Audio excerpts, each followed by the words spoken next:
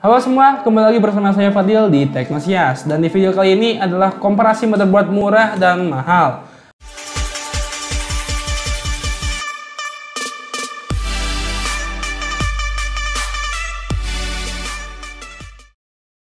Oke, di masa sekarang kita lagi dilanda masalah chip shortage alias kelangkaan chip.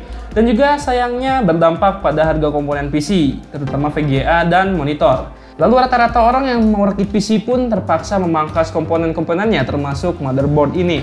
Dan video kali ini saya mau komparasi motherboard yang murah dan mahal seperti yang udah di-mention di video sebelumnya ya. Kalau mau nonton bisa klik card yang ada di pojok kanan atas. Dan motherboard yang akan saya komparasikan adalah Gigabyte A320M S2HV2 untuk segmen murahnya, dan yang mahalnya itu ya ASRock X570 Taichi. Dan dari chipsetnya aja bisa kelihatan ya, motherboard ASRock ini menggunakan chipset X570 yang mana udah cukup high-end dari tahun 2019. Sedangkan Gigabyte A320M S2HV2 ini menggunakan chipset B350 yang mana chipset ini adalah chipset yang udah lumayan tua dari tahun 2017 ya, dari Ryzen generasi pertama.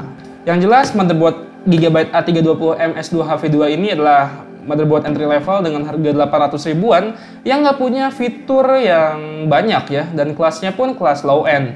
Dan juga disandingkan dengan prosesor pun, prosesornya ya seperti Athlon 3000G, Ryzen generasi pertama yang 1300X mungkin, atau 3300X yang generasi ketiganya, ataupun AMD EPU seperti ya 2400G, 3400G dan seri 4000 seriesnya gitu. Dan juga untuk rakitan PC di range harga 3-8 jutaan.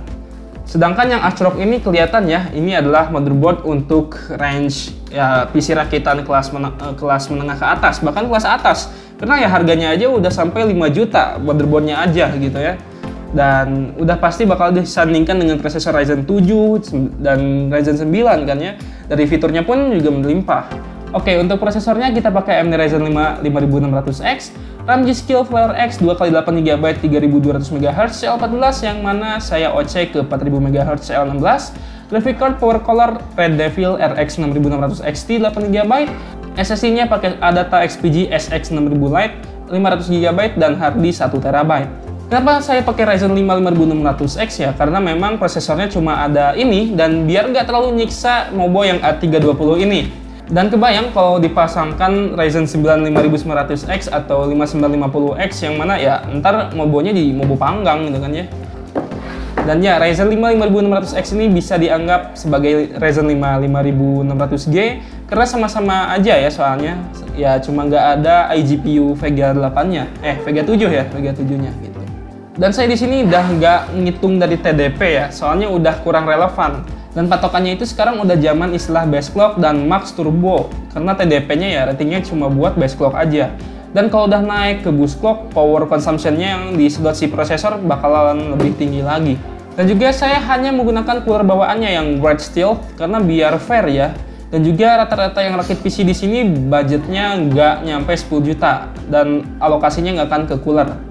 Dan juga monitoring suhu VRM, apakah mobo murah ini bisa dikategorikan aman apabila disandingkan dengan Ryzen 5 5600X? Lalu komparasi performa dalam gaming, apakah ada perbedaan dari PCIe Gen 3 dan Gen 4? Dan yang terakhir yaitu kesimpulan. Dan akan saya buat timestamp biar kalian bisa skip-skip kalau bosen. Oke, kita mulai dari komparasi performa. Di sini saya coba benchmark Cinebench R15 selama 20 kali loop, dan kita dapetin konsistensi performa pada masing-masing motherboard. Ya, kita bisa lihat di sini bahwa performa pada motherboard X570 udah jelas lebih tinggi dibanding yang Gigabyte A320M ini. Karena tidak munculnya power limit dan seluruh potensinya dilepas begitu aja. Jadi terdapat perbedaan dari segi performa, dan jelas dengan motherboard yang lebih mahal tentu lebih kencang. Lalu kita coba tes suhu VRM-nya dengan cara stress test di Cinebench R20 selama 10 menit. Dan monitoring VRM-nya di HWinfo. Untuk ASRock X570 Taichi kita dapat suhu yang adem banget ya. Wajar banget karena udah dipasang heatsink yang cukup tebal, dan ini pun karena pengaruh dari cooler bawaan AMD ini yang saya set full speed. Untuk Gigabyte A320M S2HV2 ini suhunya ngeri-ngeri sedap ya. Saat kita stress test Cinebench R20 selama 10 menit ya kita dapetin suhu di 93 derajat Celcius. Ini baru Ryzen 5 5600X loh.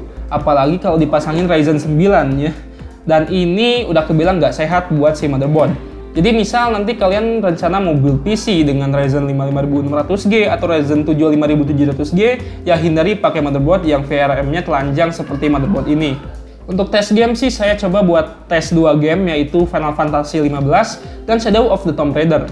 Di sini saya tes loop selama 5 kali dan saya ambil skor tertinggi dari 5 tes tersebut. Dan ini adalah hasilnya.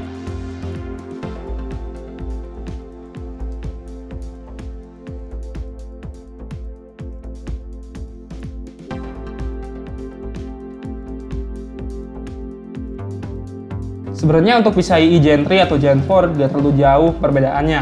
Lagipun kedua motherboard ini udah support Smart Access Memory.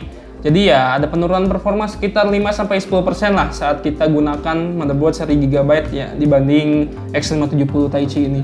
Oke, kesimpulan akhir, kalau kalian mau build PC ini harus benar-benar perhatikan perihal motherboardnya ya.